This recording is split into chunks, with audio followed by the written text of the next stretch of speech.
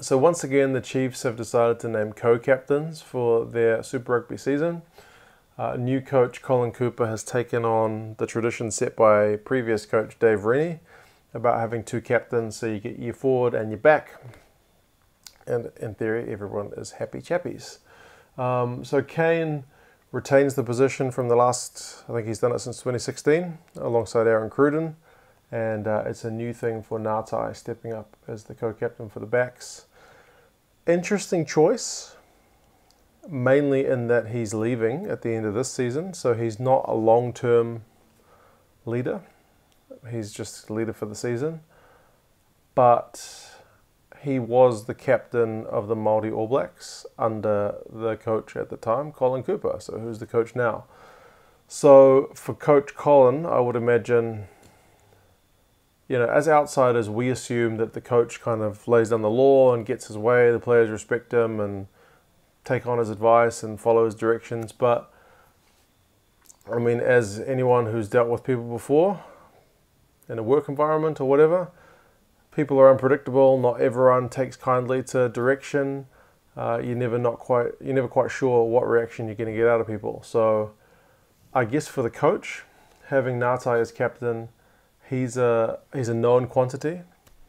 They must have had a good working relationship before with the Māori All Blacks, that he thinks that he can kind of use him as like a right-hand man, perhaps influence the other players, make sure everything's kind of settled in and going along as it should be.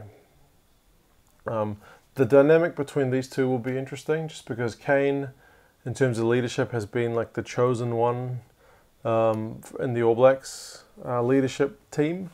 I mean, he captained them at 23 for one game, which was before he ever captained the Chiefs. So it's pretty young to be captaining the national team. So he's the All Blacks chosen one, and he's the coach's chosen one. So, I mean, you hope that they can kind of get along well. They seem to. But, you know, you never know what's going on behind closed doors. I thought perhaps a couple of other names that might have got a look in for co-captain on the backside, is maybe Damian McKenzie. I mean, he's still young, only 22. But in terms of the Chiefs' longer-term plans, you would assume that Damian is going not to just this World Cup 2019, where he's likely to be a utility kind of bench guy, impact guy, but perhaps even further on to the World Cup after that.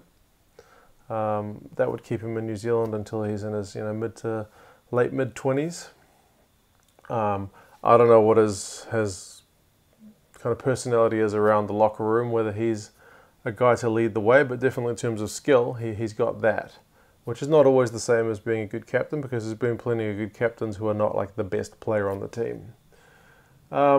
Also Brad Weber, I mean, he's 27. Halfbacks kind of have to lead in their own way, but again, we don't know what he's like personality-wise, but I think he's aiming for at least 2019, so he would have given you 2 years of continuity. But I guess in terms of the coach getting settled in his first year, he wants this guy.